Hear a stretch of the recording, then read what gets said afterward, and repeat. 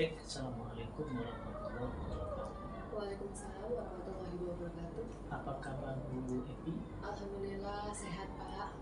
Kalau Bapak gimana kabar Bapak? Alhamdulillah sehat. Baik, pada pertemuan kali ini pendampingan kelima, temanya tentang rancangan program yang berpihak kepada murid. Dengan fokus refleksi penerapan aksi nyata kemarin pada 3.1, kemudian mendiskusikan bagaimana rancangan program yang berdampak pada murid, kemudian mendiskusikan perkembangan komunitas praktisi yang dijalankan di sekolah ini, dan melanjutkan rangkaian supervisi akademik pasca observasi.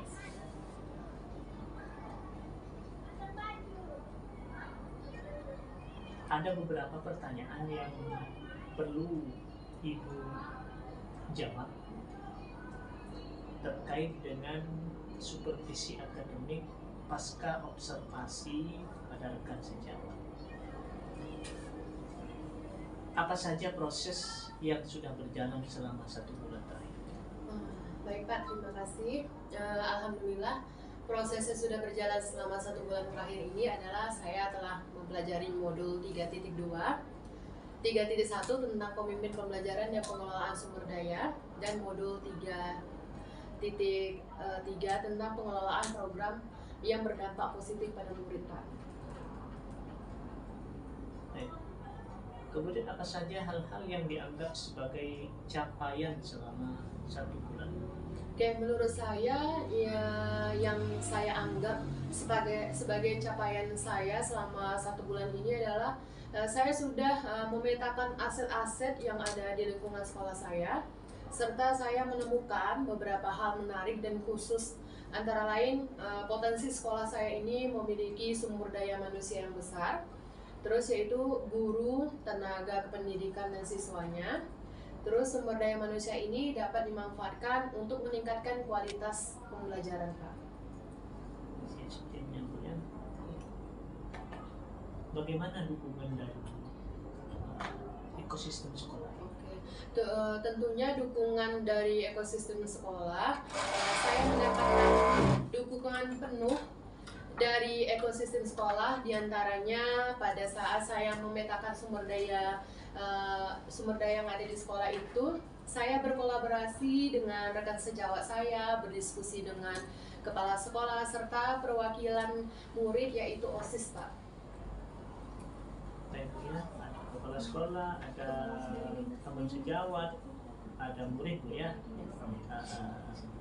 Kemudian berdasarkan hasil pemetaan yang Ibu lakukan selama ini, kira-kira bagaimana hal tersebut mempengaruhi proses pengambilan keputusan yang dilakukan selama ini? Oke, berdasarkan hasil pemetaan yang saya lakukan, hal tersebut mempengaruhi proses pengambilan keputusan yang saya lakukan dengan cara berikut. Yang pertama, menyediakan informasi yang lengkap dan akurat Pak. Hasil pemetaan menyediakan informasi yang lengkap dan akurat tentang kondisi dan potensi sumber daya yang ada di sekolah. Informasi ini dapat digunakan untuk membuat keputusan yang lebih tepat dan akurat. Yang kedua, membantu dalam mengidentifikasi masalah dan peluang Pak, yaitu hasil pemetaan dapat membantu dalam mengidentifikasi masalah dan peluang yang ada di sekolah. Informasi ini dapat digunakan untuk menyusun strategi dan program yang tepat untuk mengatasi masalah dan memanfaatkan peluang. Nah, yang ketiga, mungkin meningkatkan efektivitas dan efisiensi dalam pengambilan keputusan, yaitu hasil pemetaan dapat meningkatkan efektivitas dan efisiensi pengambilan keputusan. Hal ini karena keputusan dapat dibuat dengan lebih cepat dan tepat, karena sudah didukung oleh informasi yang lebih lengkap dan akurat. Luar biasa, ya. Kira-kira ada nggak hal yang perlu dikembangkan atau dievaluasi?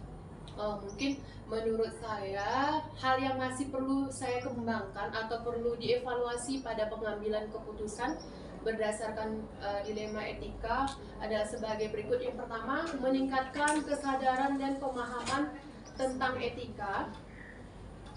yaitu peningkatan kesadaran dan pemahaman tentang etika perlu dilakukan untuk memastikan bahwa pengambilan keputusan tersebut dilakukan secara etis. Hal ini dapat dilakukan melalui berbagai cara seperti sosialisasi, pelatihan, dan advokasi.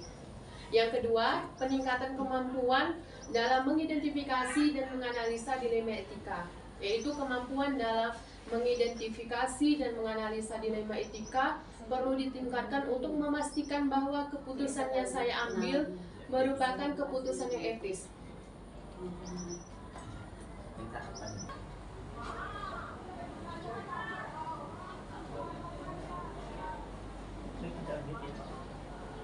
Mohon maaf Bu ya. Lanjut Pak, ini kita sama lanjut ya Bu. Kita fokus di kita. Baik, berdasarkan hasil pemetaan yang Ibu lakukan, kira-kira bagaimana hal yang akan mempengaruhi terhadap proses pengambilan keputusan? Menurut saya ada beberapa hal yang mendukung keberhasilan dari keputusan yang diambil. Yang pertama, kelengkapan dan akurasi informasi.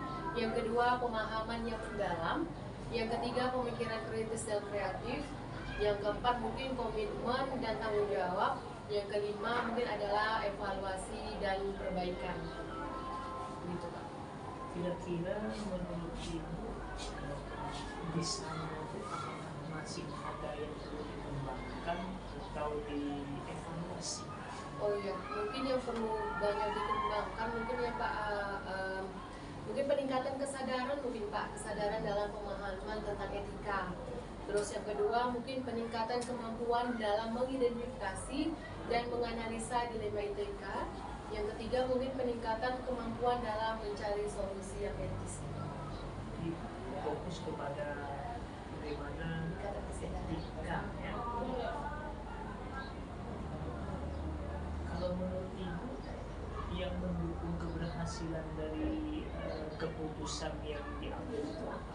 Ya, menurut saya beberapa hal yang mendukung keberhasilan dari keputusan yang diambil yaitu yang pertama kelengkapan dan akurasi informasi. Misalkan keputusan yang baik itu harus didasarkan pada informasi yang lengkap dan akurat.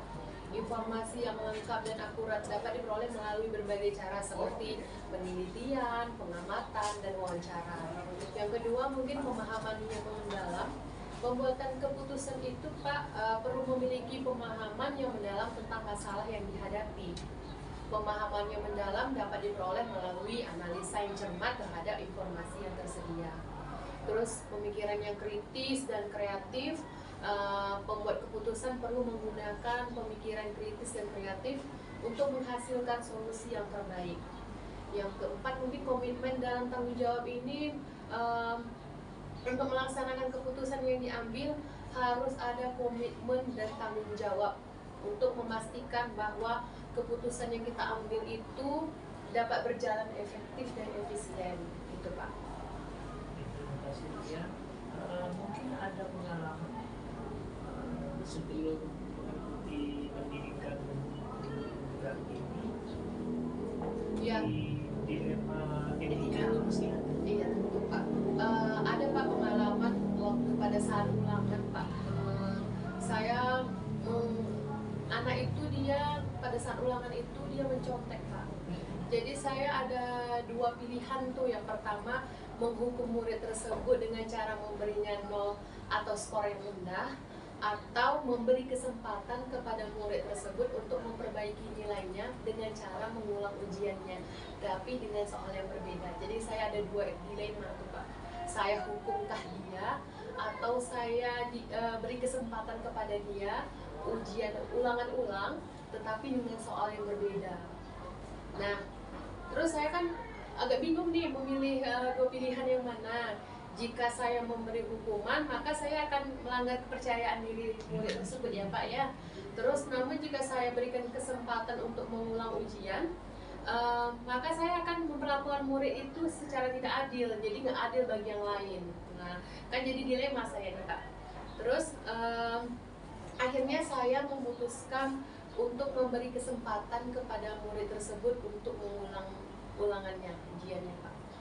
saya menjelaskan kepada murid tersebut bahwa saya memahami bahwa dia melakukan kesalahan, tetapi saya juga ingin memberikan kesempatan kepadanya untuk memperbaiki nilainya. Murid tersebut sangat berterima kasih karena sudah diberikan kesempatan dan diberikan kepercayaan kepada saya. Saya memberikan kepercayaan kepada dia. Dia berjanji dia tidak akan mengulangi kesalahannya lagi, gitu Pak. Luar biasa ya. Menurut Ibu, apa proses pengambilan keputusan yang dilakukan itu tidak sesuai nggak dengan prinsip dan langkah yang telah dipelajari? Iya. Titik satu ya Pak. Titik satu. Ya, menurut saya proses pengambilan keputusan yang saya lakukan sudah sesuai dengan prinsip dan langkah yang dipelajari di modul 3.1, yaitu yang pertama mungkin kan prinsip berbasis hasil akhirnya. Dalam kedua pada pengalaman yang saya kasus yang saya terjadi itu, saya selalu berusaha untuk membuat keputusan yang akan menghasilkan hasil akhir yang terbaik bagi murid maupun diri saya gitu. Terus yang kedua, prinsip berbasis peraturan. Saya juga selalu memastikan bahwa keputusan yang saya ambil tidak bertentangan dengan peraturan yang berlaku. Dalam kasus murid yang mencontek, saya tidak memberi hukuman yang melanggar peraturan sekolah, gitu Pak. Yang ketiga mungkin prinsip berbasis rasa peduli, ya, rasa empati saya kepada murid saya. Saya juga selalu berusaha untuk membuat keputusan yang akan berdampak positif bagi semua pihak yang terlibat, terutama kepada si murid karena dia yang mencontek. Jadi saya memberikan kesempatan kepada murid tersebut untuk memperbaiki nilainya, tetapi dengan cara soal yang berbeda. Karena kan dia sudah mengetahui nih Pak, pada saat ujian itu dia mencontek, dia sudah tahu soalnya. Jadi karena saya berikan kesempatan, makanya saya memberikan soal yang berbeda kepada dia. Jadi supaya adil untuk teman yang lain, gitu. Adil ya. Iya. Kira-kira apa hal yang perlu dikembangkan, dievaluasi kembali dari pengambilan keputusan yang telah diterapkan selama ini? Menurut saya ada beberapa hal yang masih perlu dikembangkan dan perlu saya evaluasi dari proses pengambilan keputusan yang saya lakukan, Pak. Yang pertama mungkin kecermatan dalam mengumpulkan informasi. Nah, pada kasus derima etika yang saya alami itu, saya sudah berusaha untuk mengumpulkan informasi yang relevan. Namun saya menyadari bahwa saya masih perlu lebih cermat dalam mengumpulkan informasi. Jadi saya menggali lagi apa yang menjadi motivasi anak itu untuk mencontek. Kenapa? Ternyata setelah saya gali lagi, dia itu mencontek gara-gara dia itu tidak belajar, Pak. Jadi makanya dia nyontek sama temannya karena dia nggak belajar, terus dia nggak paham. Terus saya bilang, kalau seandainya kamu tidak paham, harusnya kamu bertanya kepada ibu, gitu. Sebelum ulangan itu kamu bertanya sama ibu supaya anak ibu lebih paham lagi tentang materi itu, sehingga pada saat ulangan anak ibu tidak mencontek, gitu Pak. Terus yang kedua mungkin ketepatan dalam menganalisa informasi. Nah, pada kasus ini saya juga berusaha untuk menganalisis informasi secara cermat.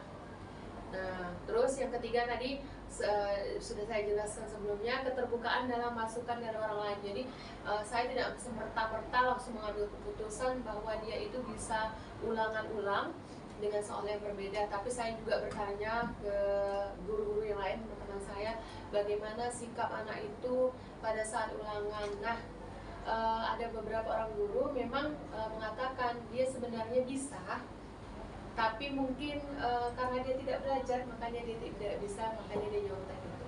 Makanya itulah saya mengambil keputusan pada saat itu memperbolehkan dia mengulang kembali ulangannya dengan soal yang berbeda, karena masukan dari teman-teman saya juga. Ini berhubungan dengan dampak siswa. Apakah Anda sudah merancang program yang berdampak kepada siswa? Ya, alhamdulillah sudah Pak. Sudah saya rancang gitu. programnya itu mungkin tutor sejawat Pak. Tutor sejawat. Iya, tutor sejawat. Nah, di dalam kelas itu pada saat diskusi kan saya itu pertama saya mengamati, mengobservasi anak itu sesuai dengan gaya belajar mereka Pak. Gaya belajarnya itu gaya belajar kinestetik, audio, dan visual. Jadi setelah saya amati, sudah saya dapat hasilnya, sudah saya bagi kelompoknya. Nanti di situ kan ada, saya lihat lagi hasil belajarnya Pak. Jadi ternyata ada hasil belajarnya yang lebih tinggi, sedang, dan yang kurang gitu. Jadi anak yang lebih tinggi itu nanti saya kasihkan dulu LKPD kepada siswa, kepada setiap siswa. Saya tidak serta-merta langsung menjelaskan materi tersebut, tapi saya menyuruh anak yang tingkatannya itu lebih tinggi untuk mengajarkan kepada teman-temannya yang lebih rendah pemahamannya terhadap materi tersebut Pak. Jadi program saya itu dalam diskusi adalah tutor sejawat gitu Pak. Dan dalam penerapan ini dukungan apa ya? Ya mungkin kalau dukungan ya jelas dukungan dari kepala sekolah ya sangat penting ya Pak ya untuk kelancaran pelaksanaan program. Kepala sekolah juga dapat memberikan dukungan berupa moral dan motivasi ya. Kira-kira tantangan Ibu dalam melaksanakan program ini ada nggak? Oh ya, mungkin tantangannya Pak, mungkin yang saya hadapi dalam melaksanakan rancangan program yang berdampak positif bagi murid itu yang pertama mungkin ketersediaan sumber daya Pak.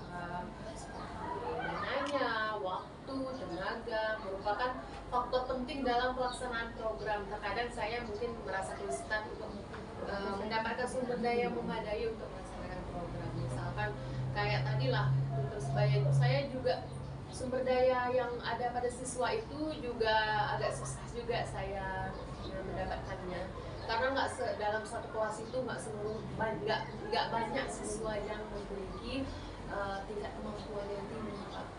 Kalau misalnya kan saya ngajar 6 kelas nih Pak, tidak semerta-merta 6 kelas itu semua anak itu banyak yang tinggi, palingan ada yang 1, 2 gitu. Jadi banyak yang menengah, banyak yang anak-anak ini sepertinya perlu gurunya juga yang menjelaskan. Memang pusatnya tuh nggak di dia. Itulah saya ingin coba lakukan kepada murid dengan tutor sebaya. Tapi memang saya arahkan dulu yang berkemampuan tinggi ini, baru bisa dia mengajarkan kepada yang berkemampuan rendah. Apa yang dilakukan untuk menghadapi tantangan? Ya, seperti sebelumnya sudah saya katakan Pak, ya mungkin saya kan harus merencanakan, saya melakukan perencanaan yang matang. Jadi saya harus memang benar-benar memilih anak yang untuk dijadikan tutor sejawat itu yang benar-benar bisa gitu Pak. Karena kan harus berfokus kepada murid, jadi saya harus bisa memilih anak yang memang kemampuannya tinggi dan bisa juga nanti memberikan ilmunya kepada teman yang lebih rendah gitu. Baik, ini berhubungan dengan perkembangan komunitas praktis. Kan sudah merintis komunitas praktis di sekolah ini. Bagaimana peran komunitas ini di sekolah? Komunitas praktisi yang saya rintis di lingkungan sekolah ini Pak berperan penting dalam proses pembelajaran saya. Nah, komunitas ini memberikan saya kesempatan untuk berbagi pengetahuan, pengalaman, dan praktik baik kepada guru lain. Saya dapat belajar dari guru lain tentang berbagai hal seperti metode pembelajaran, strategi penilaian, dan pengembangan diri.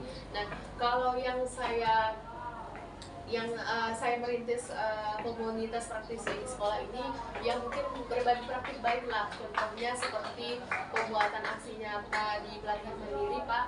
Alhamdulillah saya sudah berbagi praktik baik kepada mereka juga sudah sering bertanya kepada saya bagaimana membuat aksi nyata yang baik.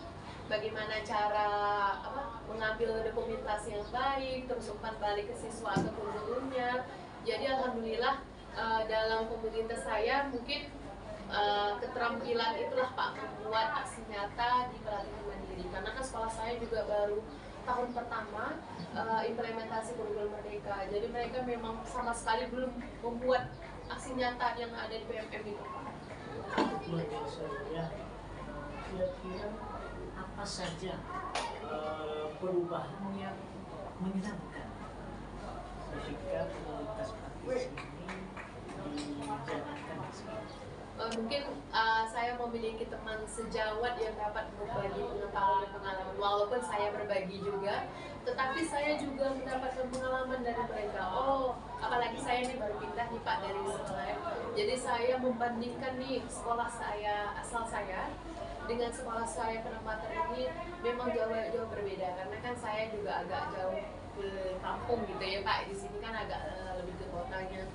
Jadi menurut saya memang proses pembelajaran di sekolah saya yang lama dengan sekolah saya yang baru ini sangat-sangat berbeda. Jadi saya itu mendapatkan pengalaman dari guru-guru yang ada di sini, bagaimana menyelesaikan satu kasus juga saya pelajari di sini, bagaimana peran BK itu pada saat menyelesaikan kasus. Kalau di sana kan kasus itu yang diselesaikannya wali kelas gitu atau guru bidang studi. Kalau di sini peran BK itu sangat-sangat besar dalam menyelesaikan kasus siswa sehingga masalah itu tidak melebar Pak.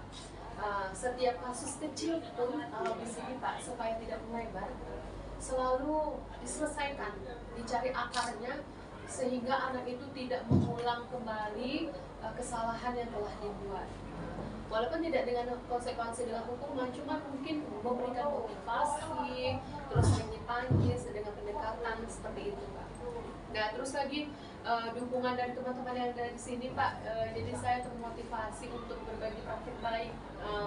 Jadi mereka sering bertanya, gimana nih Bu cara membuat ini, bagaimana. Jadi saya pun sharing ilmunya kepada mereka pun enak gitu Pak. Jadi beda jauh ya. Iya beda Pak. Iya.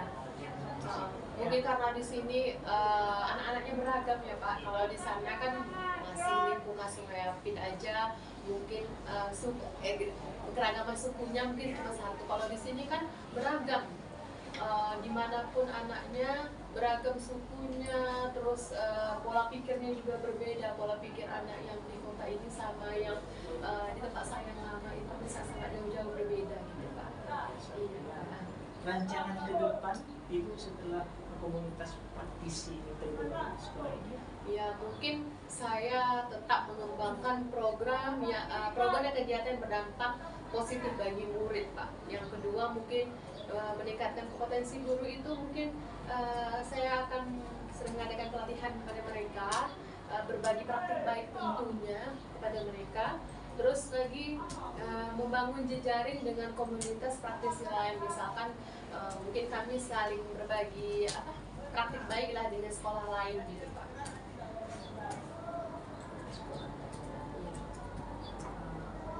Dukungan apa yang diperlukan untuk komunitas praktisi yang saya rintis agar bisa terus belajar bersama, saya perlu dukungan dari berbagai pihak. Yang pertama tentunya dukungan dari kepala sekolah. Nah, sangat penting untuk kelancaran kegiatan komunitas praktisi.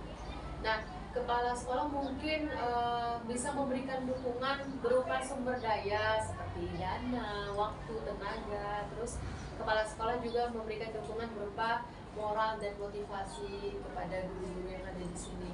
Terus lagi dukungan dari orang tua juga sangat penting untuk keberhasilan kegiatan komunitas praktisi. Orang tua dapat memberikan dukungan berupa waktunya, tenaga untuk anak itu lebih baik lagi nanti proses pembelajarannya. Jadi serta pendidikan itu tidak hanya ada di sekolah, tapi di rumah juga. Jangan kan kebanyakan kan orang tua mikirnya gini, anak udah di sekolah kan udah. Jadi pendidikannya di sekolah aja. Padahal pendidikan itu asalnya itu adalah dari rumah, dari keluarga. Terus memberikan motivasi dan bimbingan itu juga harus dari orang tua kan, agar anak itu lebih baik lagi nanti belajarnya. Terus lagi dukungan dari rekan sejawat juga sangat penting dalam efektivitas kegiatan komunitas praktisi. Gak mungkin kan saya hanya yang menggerakkan, tetapi teman-teman lain tidak mau bergerak gitu.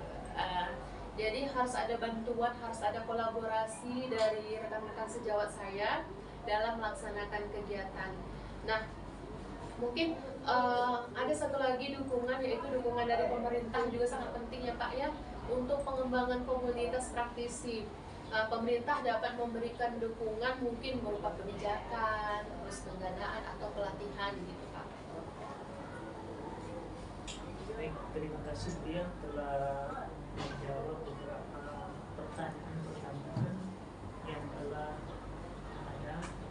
Semoga pembelajaran dari ini semuanya dari awal sampai akhir tadi menjadi sumbangsi kita dan menjadi tantangan ke depannya untuk lebih baik lagi. Terima kasih ya. Iya, saya juga berterima kasih Bapak udah meluangkan waktunya jauh-jauh datang ke sini untuk pendampingan individu yang kelima ini. Mudah-mudahan Bapak juga bisa selalu ya Pak ya. Mungkin dari Ibu dari Ibu.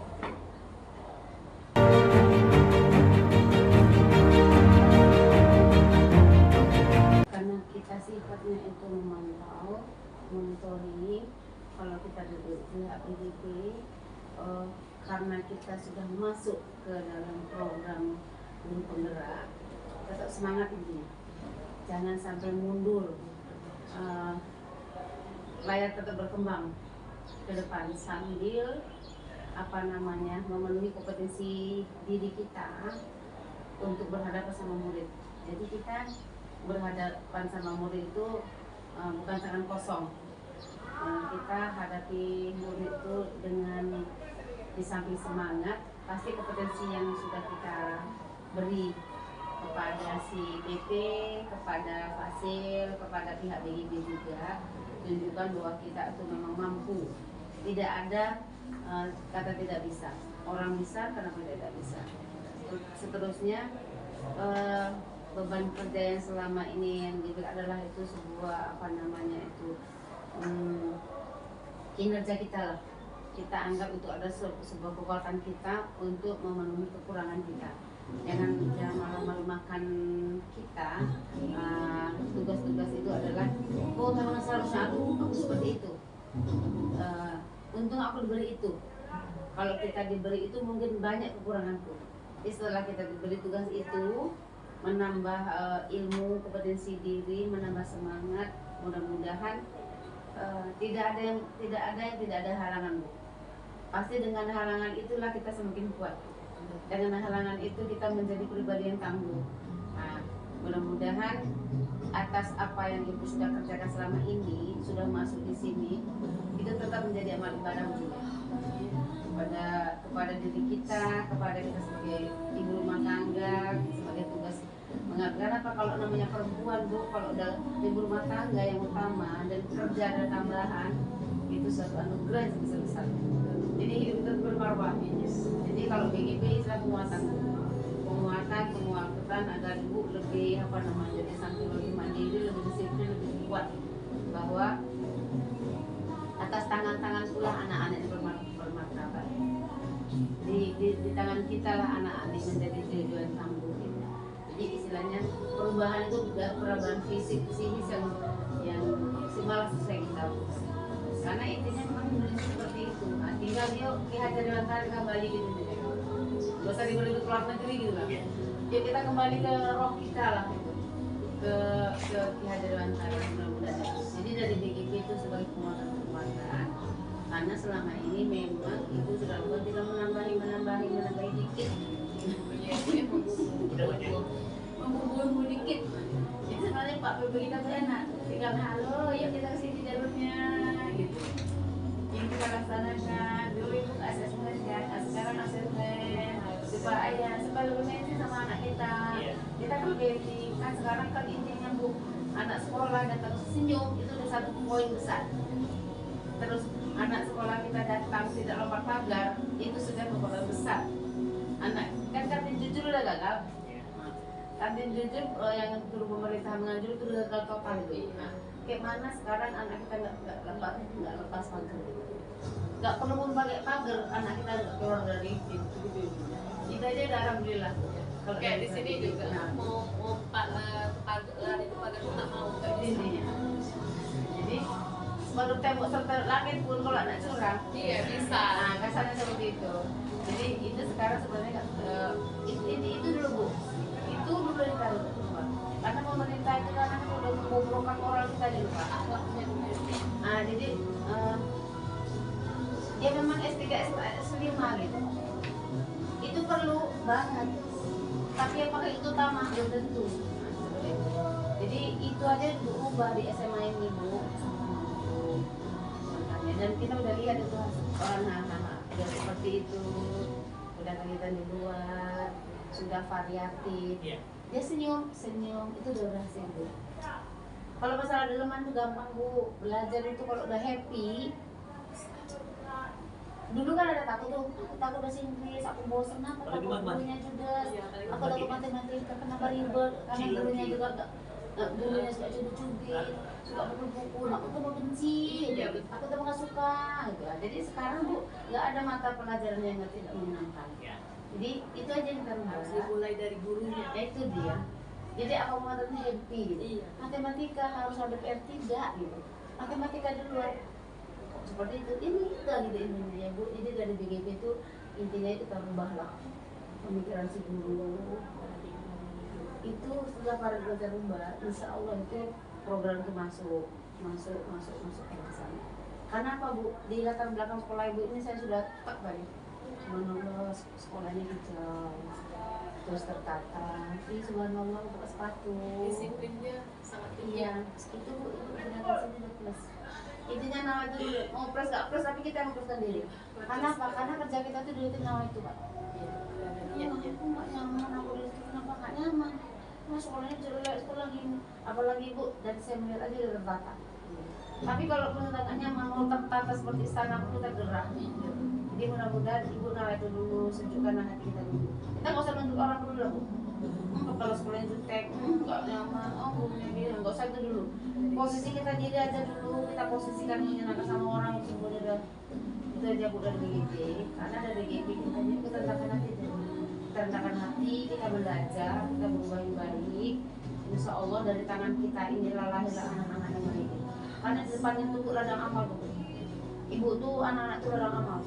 Selagi 1-2 bisa berubah Bu, sebab mati Ibu akan mengalir.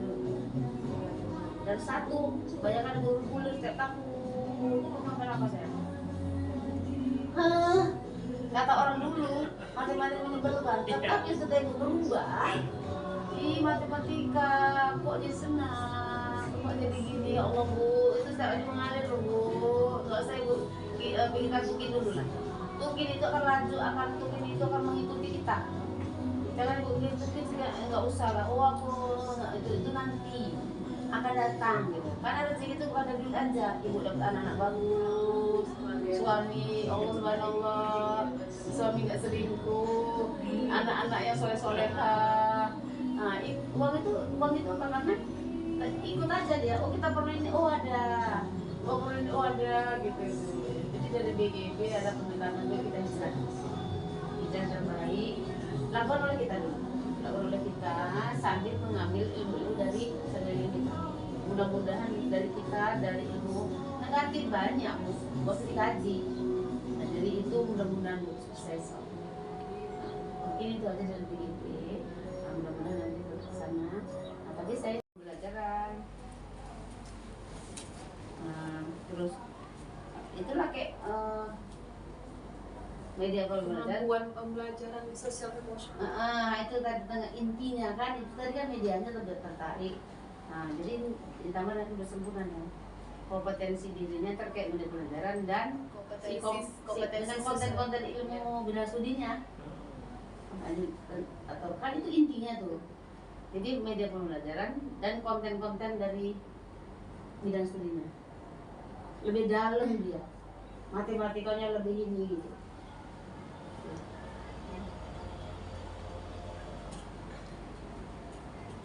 Konten di materi pembelajaran ya. di Mapel itu jelas, nggak tahu tuh pusat itu. Kalau Mapel tuh, ya kalau ibu ini kan Mapel, semua guru kan punya Mapel, tapi menarik semua itu, karena medianya menarik gitu. Jadi baik dari isi atau keterampilan dia dapat. Ya.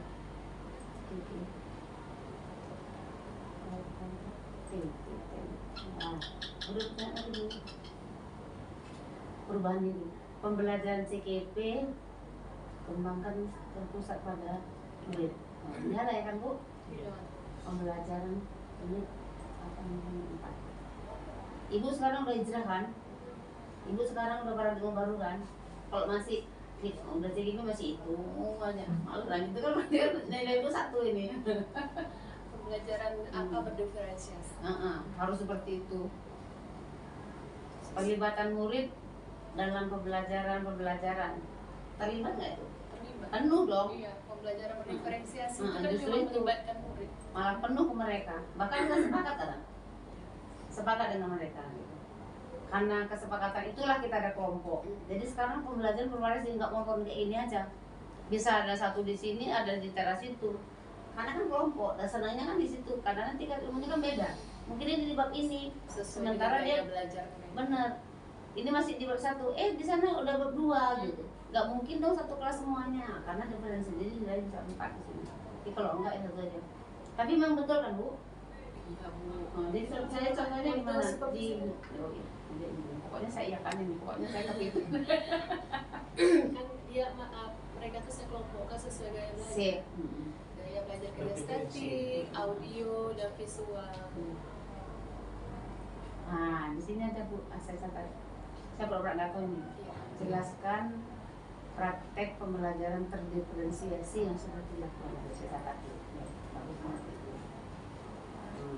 Kan tadi Bu udah bicara nih, yang namanya kita asesmen, karena kita mau berdiferensiasi. Nah, saya tanya nih dari pihak BKT, jelaskan pembelajaran terdiferensiasi sudah Ibu lakukan. Ya, pembelajaran diferensiasi yang sudah saya lakukan adalah pembelajaran yang berpusat kepada murid sesuai dengan gaya belajar mereka, yaitu gaya belajar kinestetik, audio, dan visual.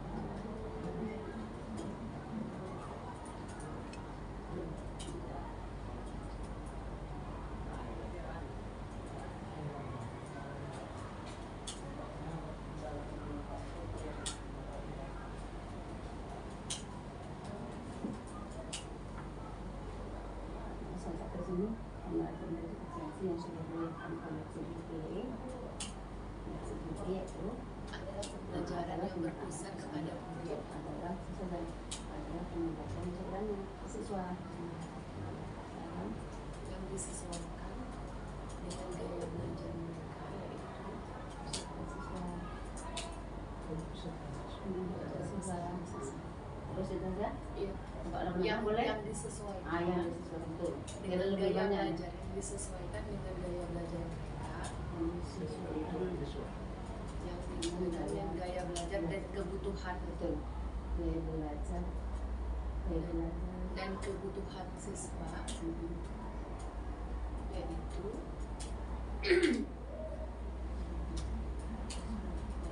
gaya belajar kinestetik,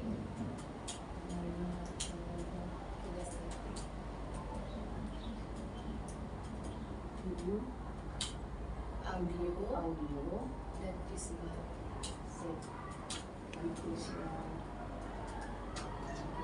Nanti dibaca ya, benar, ini benar mengarahkannya gitu.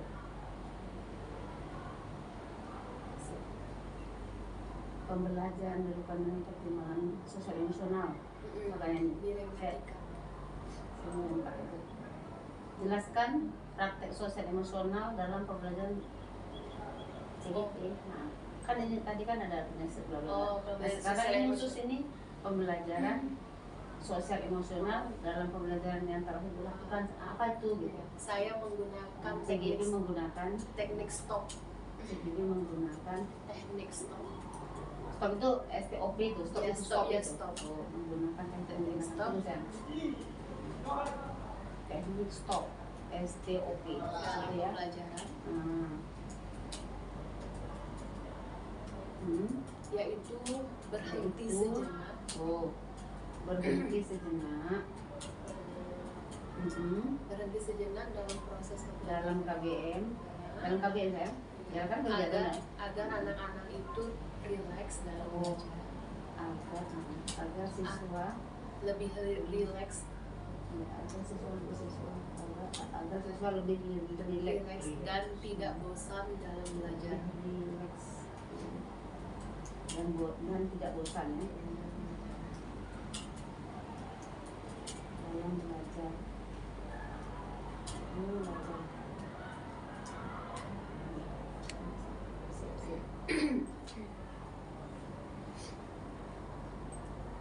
Nah,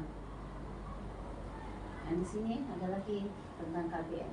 Pembelajaran diberikan sesuai kebutuhan belajar. Iya, kan ya kan Bu? Nah, asesmen awal digunakan sebagai basis pembelajaran, ya kan? Sip.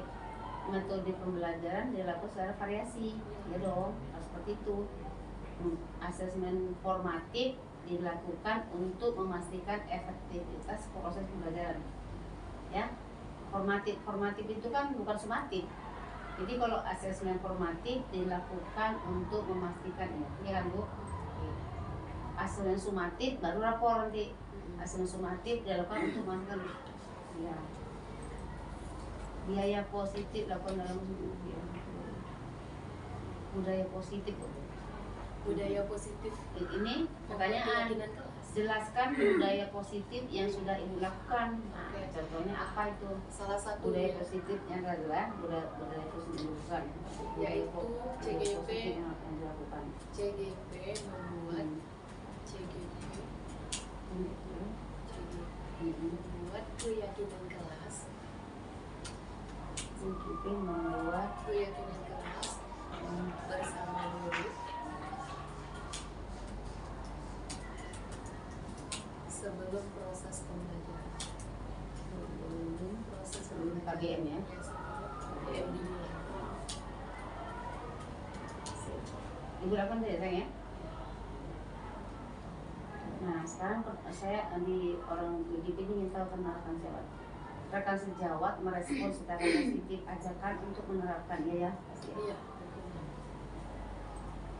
Berapa jumlah guru sejawat yang diajak oleh Ibu dengan beberapa yang merespon Bu biasanya? Kalau misalnya kalau di sini mungkin belum semuanya, sekitar 20 orang. Rekan yang diajak ya, rekan sejawat gimana Bu? Rekan sejawat yang sudah bergabung Bu? Rekan sejawat yang berperan aktif ya? Tergerak. Rekan sejawat yang sudah tergerak dan berperan aktif. Rekan sejawat yang sudah tergerak, rekan sejawat yang sudah tergerak dan berperan aktif, kan itu tuh, dan berperan aktif sekitar berapa orang? Banyak dulu. Karena siswa di sini, sekitar guru sini 60.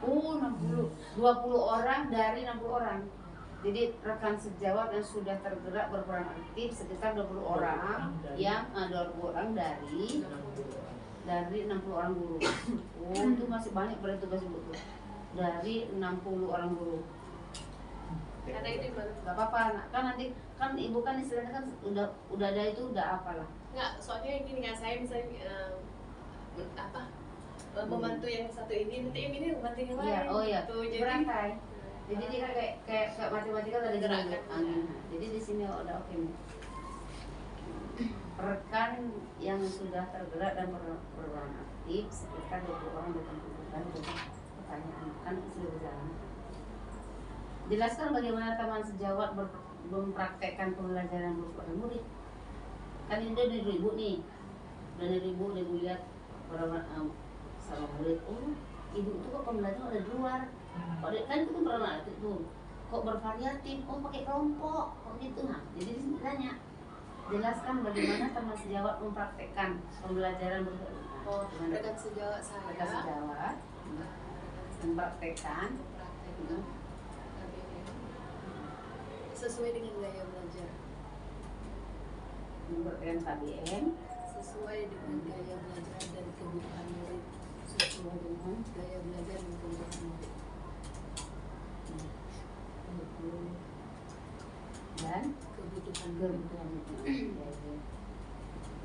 jadi ada berubah, jadi tahu aku harus tanya, harus lihat gitu ya, harus kayak kebutuhan dengan mereka sebenarnya kinestetik gimana, audio itu sesuai gaya belajar dengan kebutuhan siswa ya. Selama ini kan ya enggak, pokoknya buat aja lah modul buat FPT gitu aja semua. Padahal mereka beda. Ya, betul. Nah, orang tua merespon secara positif ajakan ya pasti lah insya Allah ya. Berbeda kendala, yakin saya itu. Tapi ibu sudah melakukan itu loh, sudah memulai. Jadi kendala-kendala nanti ibu atasi lagi dengan cara seperti apa. Baru di sini jelaskan bagaimana orang tua terlibat dalam pembelajaran itu. Kan ibu sudah melihatkan, sudah parenting nih, kegiatannya sudah berpusat pada guru. Jadi sekarang ini bagaimana orang tua itu, bagaimana orang tua terlibat dalam kegiatan itu? Mungkin orang tua terlibat seperti dia orang tua terlibat memberikan dukungan penuh, orang tua memberikan dukungan itu orang tua memberikan dukungan penuh terhadap program yang ada di sekolah, dukungan penuh terhadap program yang ada di sekolah, terhadap program yang ada di sekolah.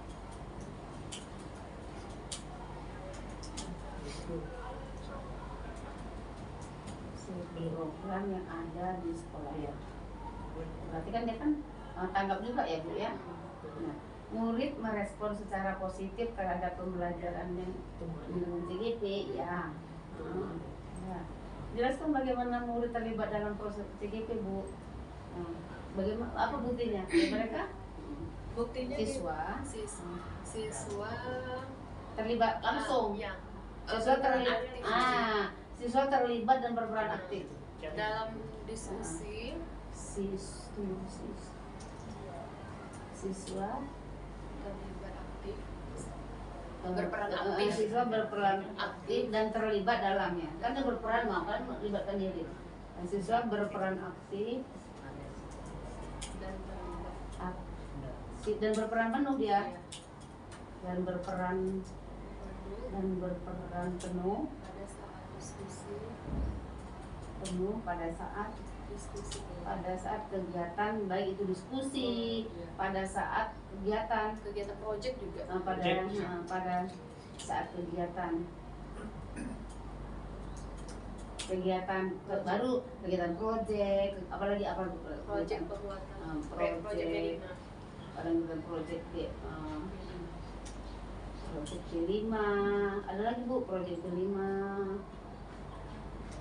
Ini maksudnya gini,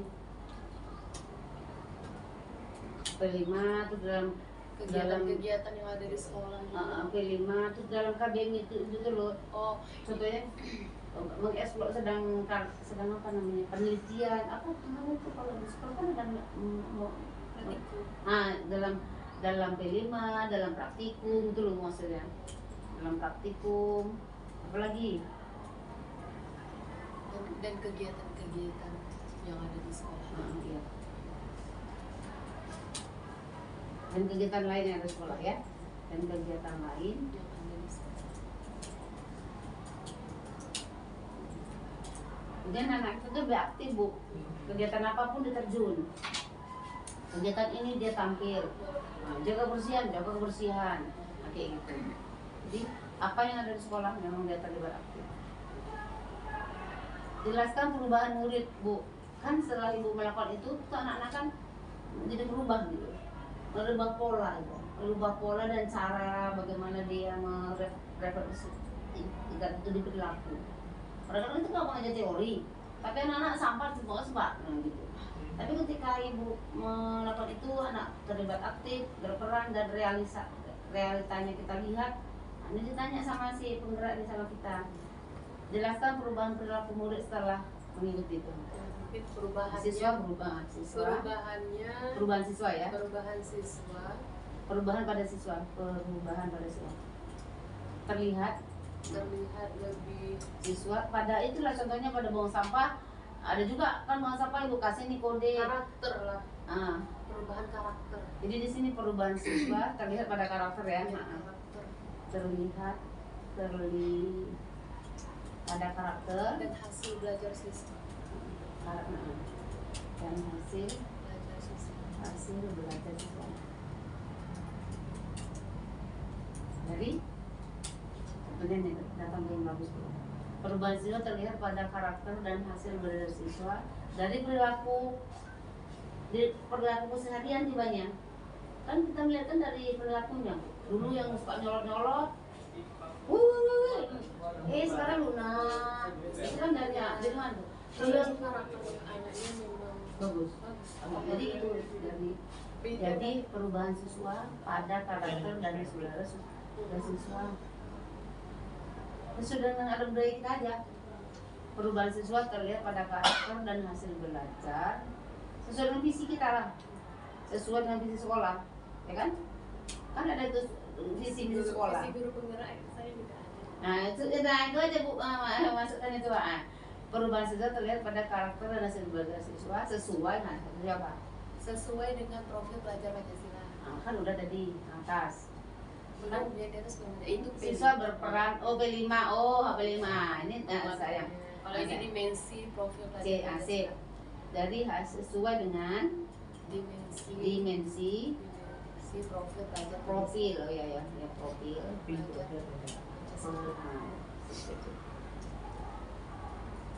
Pancasila kan sempurna jadinya. Apa istilahnya kan berhasil di PP ini Pancasila mentransferkan jadi berhasil gitu. Nah kalau temuan lainnya apa ya kira? Ini diminta juga ini karena katakan Pak kan kita nggak sempurna ini, gitu. Pasti ada kendala gitu. Tapi kan CGP ingin tahu juga karena kendala-kendala itu nanti akan kita perbaiki. Gitu. Atau kalau programnya nanti diperbaiki di mana, gitu. Kalau pelaksanaannya diperbaiki di mana. Jadi ditanya ada temuan lain, apa kira-kira? Kalau memang perubahan karakter dulu ya. Jadi memang ya kan memang berubah betul. Jadi memang nggak gampang untuk merubah yang baik itu. Sudah ada bahkan dilanggar gitu. Jadi kesulitan memang agak harus bersabar lah. Benar katanya Pak. Memang kata-katanya yang baru dicatat. Memang harus ada semangat kita dan kekompakan sekolah. Dukungan dari beberapa pihak dan berkolaborasi dengan seluruh. Jadi itu solusi itu. Nah, sekarang ketemuan lain ya itu ya karakter itu kan yang ibu bilang tadi itu kan untuk merubahnya pasti kita harus merangkul beberapa mitra gitu. Baik itu orang tua, yang penting orang tua, lingkungan masyarakat udah jelas gitu. Jadi ini temuannya berarti kan kendala gitu. Jadi kendala ibu untuk merubah mental perilaku ini kan di sini alhamdulillah ibu sudah oke nih betul. Tapi dari tentu masih ada aja kerikil-kerikil. Masih ada aja anak yang melanggar. Iya. Masih ditemukan siswa yang karakter. Ini kan dari siswa masih ada ditemukan siswa. Masih ada temukan siswa yang belum menanamkan karakter dengan baik. Yang belum menanamkan lah pokoknya. Kan anak gak ada nakal. Tergantung kita bagaimana menarik gitu. Jadi mereka belum itu aja, belum menanamkan aja. Masih ada siswa yang belum menanamkan karakter. Ya ke situ aja tadi ya. Kan mereka tuh P5 sama itu. Jadi masih ada siswa yang belum menanamkan P5 gitu ya. Ya kan Pak? P3. Kita P5 aja loh. P5 itu proyek penguatan profil Pancasila. Proyek Bu. Nah, kalau ini berarti kita panjangin aja. Nah, masih ada siswa yang belum menanamkan profil Pancasila. Kita sayang. Profil pelajar. Kalau udah kan udah sempurna dia kan gitu. Tuh. Tetap dari mana masih ada. Nah ini dari sekolah Bu, dari sekolah. Kan ini dari siswa ini sayang. Bu apa Baby? Kita tunggu dari siswa. Kan dari sekolah. Nah dari sekolah apa? Masih ada guru yang masih menanamkan. Masih ada tenaga pendidik. Apa guru ya? Pendidik, masih ada guru yang masih menanamkan paradigma lama. Itu dia. Masih ada guru yang menanamkan paradigma lama penyelesaian yang menanamkan.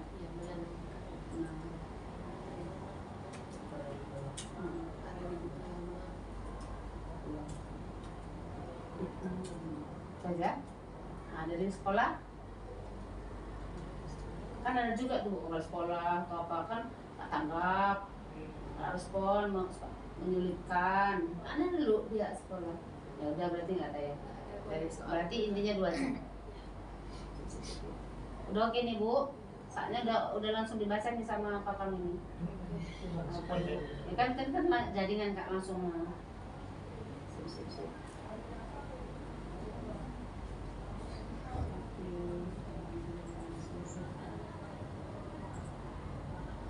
Pak pelaksana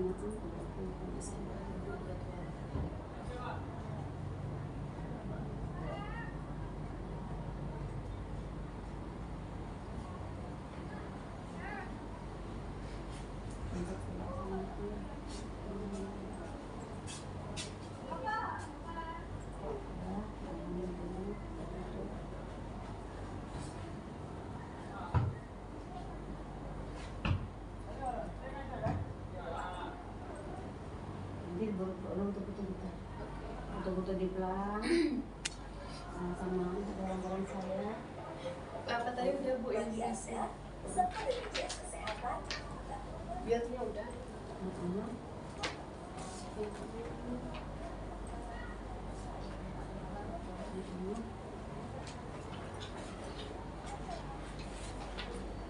Kita betul di depan